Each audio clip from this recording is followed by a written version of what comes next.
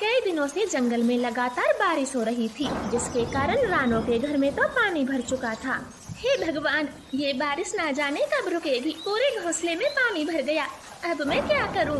मम्मा जल्दी से भागो, हमारा घर गिरने वाला है। कुकू भैया जल्दी से भागो। ऐसे वो तीनों भागकर बाहर ही निकले थे कि तभी रानो का घर धड़ाम से नीचे गिर जाता है। मम्मा अब हम कहाँ जाएंगे? हमारा घर तो टूट गया। गुड़िया कुकू, बारिश में घर तो बना नहीं सकते, चलो किसी भले पक्षी से मदद मांगते हैं। ऐसे रानो चिड़िया बारिश में अपने दोनों बच्चों के साथ आश्रय की तलाश में निकल जाती है। वो सबसे पहले मिट्ठू के घर जाती और घर टूटने की सारी बात बताती। रानो, हमारा घर बहुत कमजोर है, जैसे तैसे हमारा रहना ही मुश्किल है। आप कबूतर के घर जाओ। हरियाली की ये बात सुन चिड़िया भागी भागी कबूतर के घर जाती, लेकिन कबूतर के घर पे तो ताला लगा हुआ था। आखिरी में कौवों का घर बचा था। चिड़िया भागकर कौवों के घर जाती है। कालू भैया, मेरा घर टूट गया है, कृपया आप मुझे बारिश रुकने तक अपने घर में जगह दे दें। लेकिन चिड़िया, तुम्हारे अंदर आते ही हमारा घर भी टूट गया तो? गौरी बहन, आपने तो बारिशों से पहले नया घर बनाया था। मैं टुन्नों की मौत होने पर घर नहीं बना सकी, तो आपका घर नहीं गिरेगा। कृपया हमें अंदर ले ले। लेकिन चिड़िया, हम तुम्हें फ्री में अपने घर में क्यों रखें? तुम्हारे पास कुछ है जो हमें किराए की तरह दे सको?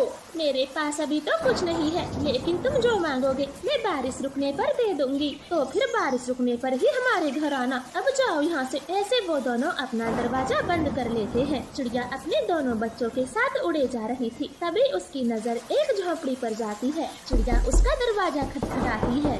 बूढ़ी माँ जी, जल्दी से दरवाजा खोलो, मैं बारिश में भीग रही हूँ, कृपया हमारी मदद करो।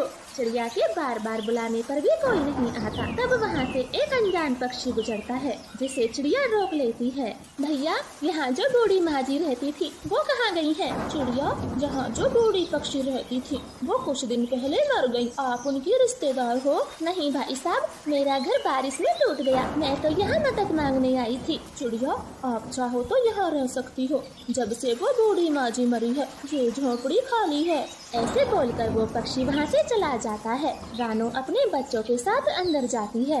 मम्मा, यहाँ तो राशन रखा है, मुझे बहुत भूख लगी है, आप रोटी बना दे। हाँ गुड़िया, शायद ये उस बूढ़ी माँ जी का होगा, आज हम गरीबों के काम आ गया। ऐसे रानो अपना खाना बनाती है और वो तीनों पेट भर खाते हैं। बारिश बहुत जोरों से थी, आंधी तूफान चल रहा था। गौरी, इस तेज तूफान में कहीं हमारा घर भी न गिर जाए। कालू, हमारा घर शीशम की लकड़ी से बना है, चाहे कितनी भी तेज बारिश हो ये कभी नहीं गिरेगा। गौरी, उन दिनों गर्मी बहुत तेज थी तो मैं शीशम की लकड़ी नहीं ढूंढ सका और सरकंडे की लकड़ी से ही घर बना दिया।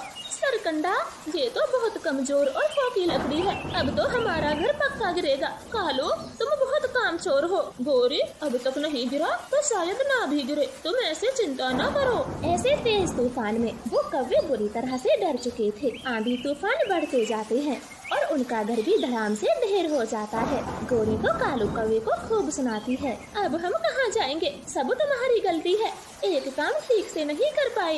गौरी, वो जंगल वाली बूढ़ी माँ जी मर गई है, चलो हम वहीं चलते हैं। फिर वो दोनों बारिश में भागना शुरू करते और बूढ़ी पक्षी के घर चले जाते, लेकिन दरवाजा तो चिड़िया ने खोला था। कालू हैरान रह जाता है। चिड़िया, तुम यहाँ कैसे? कालू, वो बूढ़ी माँ जी मर गई है तो बारिश में हम यहाँ रहने लगे। चिड़िया, अभी के अभी घर से बाहर निकलो, ये घर उस बूढ़ी माँ जी ने हमें बेच दिया, जल्दी से बाहर निकलो। गौरी, तुम झूठ बोल रही हो, माँ जी ने कोई घर नहीं बेचा। चिड़िया, हम भला झूठ क्यों बोलेंगे, पूरे 200 दाने देकर खरीदा था। अब जल्दी से बाहर निकल, हम बारिश में भीग रहे हैं। देखें कालू गौरी, अगर तुम्हारा घर भी टूट गया है तो तुम हमारे साथ भी रह सकते हो, लेकिन हमें घर से बाहर ना निकालो। तू ऐसे नहीं मानेगी, मुझे कुछ करना पड़ेगा। ऐसे बोलकर कालू कौवा गुस्से में चिड़िया को धक्का देता है। चिड़िया बाहर जाकर गिरती। गुड़िया कुकू तो चुपचाप अपनी मम्मा के पीछे चले जाते। अब दोबारा से कभी यहाँ आने की गलती ना करना, ये घर अब हमारा है। ऐसे बोलकर दोनों दरवाजा बंद कर लेते हैं। चिड़िया तेज बारिश में फिर से बेघर हो गई थी। मम्मा, मम्मा, ये झूठे कौवे हैं, बूढ़ी माँ जी ने घर नहीं बेचा होगा।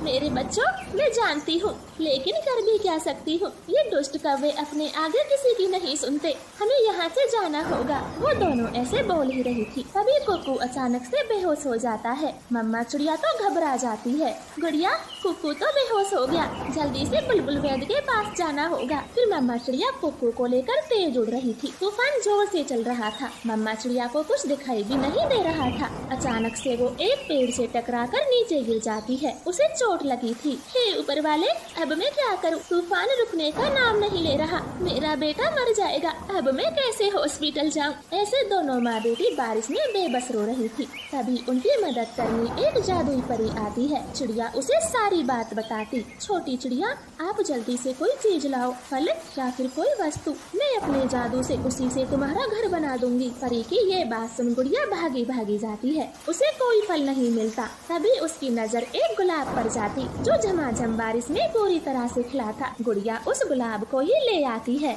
और परी को दे देती है। परी जी, मुझे बस ये गुलाब मिला और कुछ नहीं मिला। फिर परी उस गुलाब का ही सुंदर सा घर बना देती है और कुकू को बिल्कुल ठीक कर देती है। चिड़िया तो बहुत खुश थी। परी जी, आपका बहुत बहुत धन्यवाद। आपका एहसान मैं कभी नहीं भूलूंगी। छोटी चिड़िया, अब तुम आराम से रहो। घर में खाने की कोई कमी नहीं है।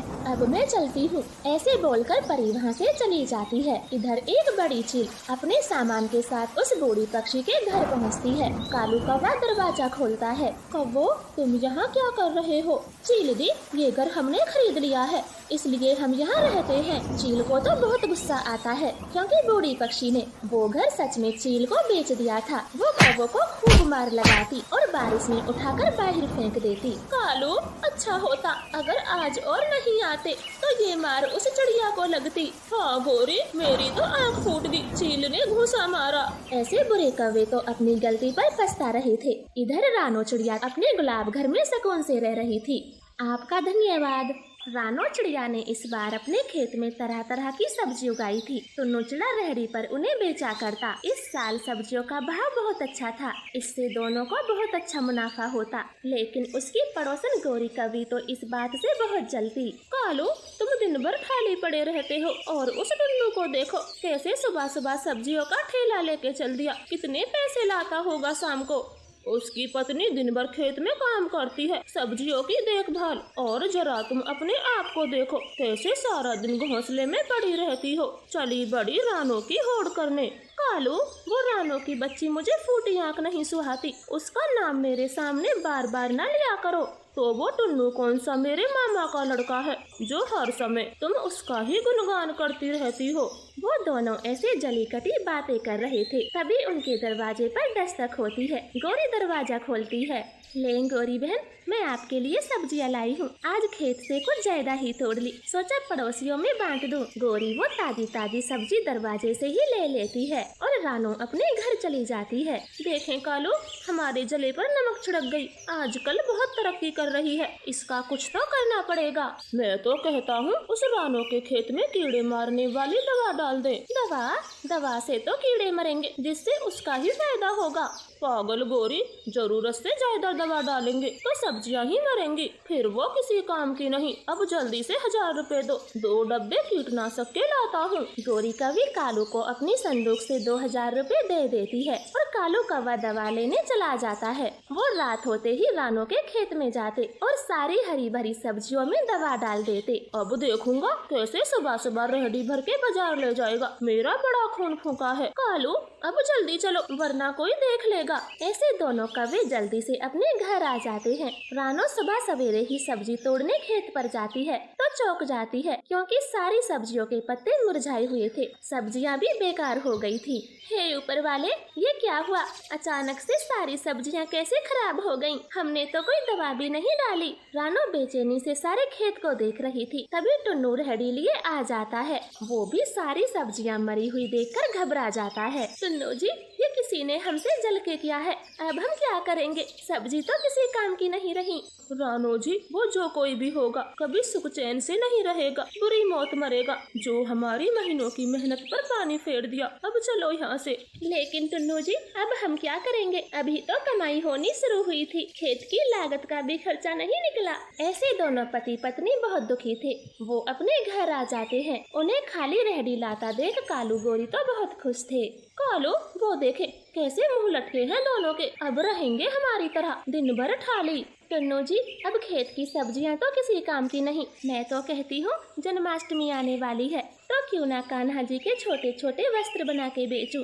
रानो जी जो आपको ठीक लगे वो करे, मेरा तो मन ही बैठा जा रहा है, मैंने खेत में कितनी मेहनत की थी। रानो चिड़िया दुखी मन से बाजार जाती है और छोटे मोटे कपड़े खरीदकर कान्हा जी के नन्हे नन्हे वस्त्र बनाती है। खाली बैठा टुन्नू भी रानो का हाथ बटाता। टुन्नू जी आज के लिए इतना ही काफी है, मैं कल इन्हें बेच कर देखती हूँ, क्या पता कोई हम गरीब से ये कपड़े खरीदे या नहीं। ऐसे बातें कर वो दोनों सो जाते हैं। सुबह होते ही रानो एक थैले में सारे कपड़े ले जाती है और फुटपाथ पे कपड़ा बिछाकर बेचने लगती है, मगर उसकी फुटपाथ की दुकान पर कोई नहीं आता। कहीं मैंने ये वस्त्र बना के गलती तो नहीं कर दी, अगर नहीं बिचे तो खामेखा और नुकसान हो जाएगा, नहीं कुछ न कुछ तो बिछ ही जाएगा। ऐसे रानो चिड़िया फुटपाथ पर बैठी बहुत चिंतित थी। तब उसके पास एक बूढ़ी पक्षी आती है और कान्हा के लिए वस्त्र मांगती है। अरे बेटी मेरे कान्हा के लिए 2 जोड़ी वस्त्र दे दो, तुम्हारे वस्त्र बहुत प्यारे हैं। हाँ माँ जी ये मैंने खुद से बनाए हैं और ये लो एक जोड़ा मेरी तरफ से फ्री में, क्योंकि आप मेरी पहली ग्राहक हो। बेटी तेरे काम में तरक्की हो, तू खूब फले फूले, भगवान कृष्ण की कृपा तुझ पे हमेशा बरसे, जो मुझ बुढ़िया को एक जोड़ा फ्री में दिया। ऐसे आशीर्वाद देते हुए वो पक्षी खुशी खुशी चली जाती है। उसके जाते ही चिड़िया के पास कई और ग्राहक आते हैं और कान्हा जी के सारे वस्त्र खरीद के ले जाते हैं। वो खुशी खुशी अपने घर आती है। टुन्नू जी ये देखें मैंने 400 रुपए कमाए हैं, अब से मैं हर रोज कान्हा जी के वस्त्र बना के बेचूंगी। रानो जी जन्माष्टमी पर तो कान्हा की मूर्ति, फूल, माला, मुकुट, बांसुरी ये सब भी जोरों से बिचेगा, तो क्यों ना हम अपनी रेहड़ी पर ये काम शुरू कर दें। टुन्नू जी ये सुझाव तो बहुत अच्छा है, चलो थोड़ी बहुत अपनी रेहड़ी को भी सजा लेते हैं, इससे ग्राहकों पर अच्छा असर पड़ेगा। ऐसे दोनों पति पत्नी अपनी रेहड़ी को खूब सजाते हैं और जन्माष्टमी का सभी सामान भर लेते हैं। कालू जी वो देखें सब्जी नहीं तो कैसे छोटा मोटा सामान बेच रहे हैं, ये कभी नहीं मानेंगे। गोरी इससे तो कोई कमाई नहीं होगी, सब बड़ी बड़ी दुकानों से सामान खरीदना पसंद करते हैं, रेहड़ी पर से कोई नहीं लेगा। देखा रानो ये कौवे कैसे बातें बना रहे हैं, जरूर इन्होंने ही हमारे खेत में दवा डाली होगी, ये हमेशा से ही हमारा बुरा चाहते हैं। और एक आप हो जो हमेशा गोरी बहन करती रहती हो। हाँ टुन्नू जी अब तो मुझे भी इन्हीं पर शक है, लेकिन हमारे पास कोई सबूत भी तो नहीं जो इन पर इल्जाम लगाते। लेकिन छोड़ो हमें अपने काम पर ध्यान देना चाहिए, ये तो ऐसे ही हैं। ऐसे वो दोनों अपनी रेहड़ी लेकर आगे बढ़ते हैं और कुछ ही देर में बाजार पहुंच जाते हैं। इन दिनों बाजार में बहुत भीड़ थी, उनका सामान खूब जोरों से बिकता है, कमाई बहुत अच्छी होती है। रानो जी सब्जी से ज्यादा मुनाफा तो इस काम में हो रहा है, और देखो इसमें मेहनत भी कम है। हाँ टुन्नू जी मेरा मन बिल्कुल ठीक कहता था। ऐसे दोनों पति पत्नी अब हर रोज अपनी रेहड़ी लगाते। कालू गोरी को जैसे ही उनकी कमाई का अंदाजा होता है वो तो फिर से जलते हैं और रानो को दुख पहुंचाने की योजना बनाते हैं। कालू कल जन्माष्टमी है, रानो ने खूब सारे कपड़े बनाए होंगे, तो क्यों ना हम रात को उनके घर में आग लगा दे। बड़ा उछल उछल के सामान बेचती है, आग लगेगी तब देखना ये कहाँ से सामान बेचेगी। हाँ गोरी ये ठीक है, आज रात को ऐसा ही करेंगे। ऐसे दोनों कौवे रात होने का इंतजार करते और आधी रात होने पर मसाल लिए घर से बाहर निकल जाते हैं। लेकिन जैसे ही वो चिड़िया के घर को आग लगाने वाले थे कि तभी अचानक से बारिश होती है, आग बुझ जाती है। चलो गोरी जल्दी से घर चलो, आग तो नहीं लगी, मौसम अचानक से बहुत खराब हो गया, अब जल्दी चलो। ऐसे वो दोनों बारिश में घर भागते हैं कि तभी उन पर आसमान में तेज बिजली गिरती है और बुरे कौवों की मौत हो जाती है। तो प्यारे दोस्तों बुराई का अंत हमेशा बुरा ही होता है। आपका धन्यवाद। वो छोटी चिड़िया अभी नदी से पानी पीने बैठी ही थी कि तभी वहाँ गोरी कौवी अपनी गंदी चोंच के साथ वहाँ आ जाती है। छोटी चिड़िया अभी रुको, पहले पानी मैं पीती हूँ, तुम बाद में पीना। गोरी बहन आप किसी से भी पूछ लो, आपकी चोंच बहुत गंदी है, पहले अपनी चोंच साफ करें तभी पानी पिए। छोटी कमजोर चिड़िया तूने मेरी चोंच को गंदी कहा, ये मैं बर्दाश्त नहीं करने वाली, अब तू भाग यहाँ से, तेरा यहाँ से पानी पीना बंद, चल भाग यहाँ से। गोरी तुम होती कौन हो जो मुझे नदी का पानी पीने से मना करें? ये नदी सबकी साझा है, मैं तो इसी से पानी पीऊंगी। रानो ने इतना कहा ही था कि तभी गोरी कभी छोटी चिड़िया पर हमला करती है और दोनों में खूब लड़ाई होती है। उनकी लड़ाई देखकर कबूतर भी उनके पास आ जाता है और ऐसे लड़ाई करने का कारण पूछता है। कबूतर भैया देखो ना, मैंने इस गोरी से बस इतना कहा कि पहले अपनी चोंच धो ले और तभी इसने मुझे मारना शुरू कर दिया। आप ही बताएं इसमें मेरी क्या गलती थी? कबूतर गोरी की चोंच देखता है, वो तो वाकई में बहुत गंदी थी। गोरी, चिड़िया ने ठीक ही तो कहा, पहले अपनी चोंच साफ करे तभी पानी पिए। ओए मोटे कबूतर, तू तो इस चिड़िया की ही साइड लेता है, चल भाग यहाँ से, मैं तेरा कौन सा मानने वाली हूँ। ऐसे गुस्से में गोरी पानी पीकर वहाँ से चली जाती है। चिड़िया और कबूतर भी अपने अपने घरों को लौट जाते हैं। कालू कालू, आज मेरी बहुत बेइज्जती हुई है। उस छोटी चिड़िया ने मुझे गंदी चोंच वाली कहा और नदी से पानी पीने से रोका। तुम ही सोचो तुम्हारी मासूम पत्नी पर क्या गुजरी होगी। उस छोटी चिड़िया की इतनी हिम्मत जो कालू की पत्नी को गंदी चोंच वाली कहे। मैं उसे सबक सिखाऊंगा। तो ठीक है पति जी, आप कुछ ऐसा करो जो उस छोटी चिड़िया की इस जंगल में आखिरी रात हो, मैं तभी अपनी बेइज्जती भुला पाऊंगी। तो फिर रात होने दो, समझो उस छोटी चिड़िया की ये आखिरी रात है। कालू, उस छोटी चिड़िया का पेड़ ही जला देना। ऐसे दोनों बुरे कौवे रात होने का इंतजार करते हैं। मम्मा, आपके पंख पर ये चोट कैसी लगी? आप ऐसे उदास क्यों हो? आप झूठ बोलती हो, ये चोट आपको कांटों से लगी है। नहीं बेटा, भला मुझे कौन मार सकता है, ये चोट तो कांटों से ही लगी है। अब आप सो जाएं, बहुत रात हो चुकी है। गौरी कौवी ने चिड़िया की पिटाई की, वो अपनी बेटी को नहीं बता पाती और झूठ बोलकर ही सो जाती है। फिर देर रात हो जाती है। सब पक्षी गहरी नींद में सोए हुए थे, बस कालू गौरी ही थे जो रात के समय चिड़िया के घर पर नजर रखे हुए थे। कालू कौवा तो जलती हुई मसाल लेकर जाता है और चिड़िया के घर को आग लगा देता है। जैसे तैसे मम्मा बेटी तो बच जाती हैं, मगर उनका सारा घर जल चुका था। गुड़िया गुड़िया बेटी, आपको कुछ हुआ तो नहीं? अपने पंख दिखाएं, आपको जलन तो नहीं हो रही? नहीं मम्मा, मैं ठीक हूँ, बस थोड़ा सा पाँव जला है। लेकिन हमारे घर को अचानक से आग कैसे लगी? फिर मम्मा चिड़िया यहाँ वहाँ देखती है, उनके घर के नीचे तो जलती हुई मसाल पड़ी थी। चिड़िया समझ जाती है ये काम उस बुरे कालू गोरी का होगा। बेटी, ये आग अपने आप नहीं लगी, जरूर इसे कालू गोरी ने लगाया होगा, क्योंकि आज मेरी उस बुरी कौवी से लड़ाई हुई थी। ऐसे मम्मा चिड़िया रात भर रोती है। सुबह हो जाती है, वो तो अपने जले हुए घर के पास ही बैठी थी। चिड़िया का ऐसा जला हुआ घर देखकर मिट्ठू कबूतर उसके पास आते हैं। अरे चिड़िया बहन, ये कैसे हुआ? आपके घर को आग कैसे लगी? कबूतर भैया, ये उस गौरी ने ही किया होगा, मेरी उससे लड़ाई हुई थी। मेरा घर कैसे जल गया? मसाल भी नीचे ही पड़ी है, मेरी तो किसी से कोई दुश्मनी नहीं थी, ये जरूर गौरी ने ही किया है। हाँ चिड़िया बहन, वो कालू गौरी तो बहुत बुरे पक्षी है, लेकिन इतने भी बुरे होंगे ये मैंने कभी नहीं सोचा था। देखो कैसे बेचारी का घर जला दिया। मिट्ठू भैया, अब मैं इस जंगल में नहीं रहूंगी, चली जाऊंगी। नहीं नहीं चिड़िया बहन, आप मेरे पास वाले पेड़ पर घोंसला बना ले, ऐसे कहीं जाने की बात ना करें। वो बुरे कौवे हैं, मेरी वजह से आपको भी नुकसान पहुंचाएंगे, मैं ऐसा कभी नहीं होने दूंगी। आज ही ये जंगल छोड़कर चली जाऊंगी। वो जंगल छोड़कर हमेशा हमेशा के लिए चली जाती हैं। वो उड़ते उड़ते बहुत दूर के जंगल जाती हैं और एक घने छायादार पेड़ पर रुक जाती हैं। गुड़िया बेटी, ये पेड़ बिल्कुल सही है, अब हम इसी पे घोंसला बनाएंगे। यहाँ से नदी भी पास है और किसानों की फसलें भी बहुत नजदीक हैं। खाना पानी की कोई चिंता नहीं। हाँ मम्मा, और उस बुरी कौवी से भी सुरक्षित रहेंगे। यहाँ कोई उन जैसे लड़ने वाला भी नहीं होगा। रानो गुड़िया का अपने जंगल को छोड़कर बिल्कुल मन नहीं लगता, लेकिन वो खुश रहने की कोशिश करती हैं और दोनों तिनके जमा करके दिन भर अपना घोंसला बनाती हैं। इधर गौरी कौवी तो बहुत खुश थी, क्योंकि उसने चिड़िया को जंगल से बाहर जो भगा दिया था। वो खुशी खुशी पूरे जंगल की सैर करती। गौरी जी, कृपया अब तो अपनी चोंच धो लें, ये वाकई में गंदी है। तुम्हें टोकने वाली चिड़िया तो अब नहीं रही, मुझे अच्छी नहीं लगती तुम्हारी गंदी चोंच। कालू, इसी बात से तो लड़ाई शुरू हुई थी, उस चिड़िया ने मुझे टोका। मैं तुमसे पहले ही कह देती हूँ, अगर मुझे आज के बाद टोका तो तुम्हारी चोंच तोड़ दूंगी। ऐसे गौरी कौवी अपने पति की बात भी नहीं मानती। ऐसे ही दिन गुजरते गए। गौरी कभी भी अपनी चोंच साफ नहीं करती और उधर चिड़िया ने अपने लिए सुंदर सा तिनकों का घर बना लिया था